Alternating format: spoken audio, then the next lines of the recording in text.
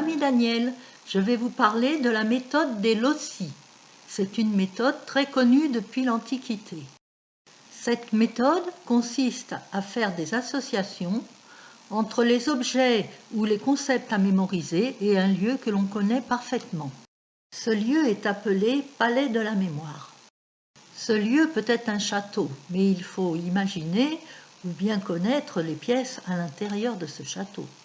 Le mieux est de choisir son propre domicile, par exemple son salon, sa cuisine, et extensible à d'autres pièces.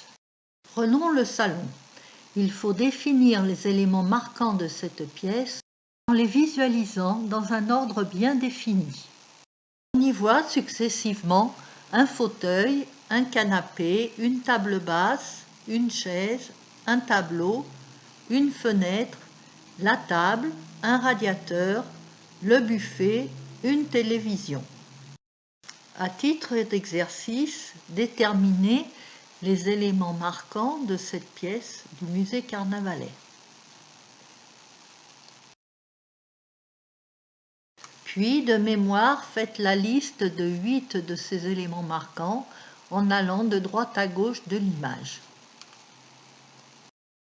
La suite de la méthode consiste à associer des mots au lieu. Prenons par exemple cette liste de mots et mettons-le en rapport avec les éléments de notre salon.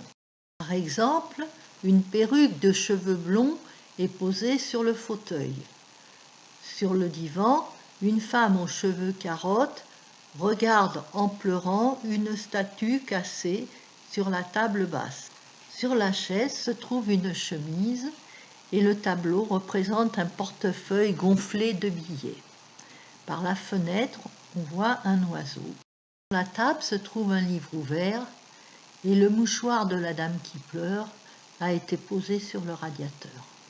Maintenant, faites défiler dans votre tête les différents meubles et les mots qui y sont accrochés.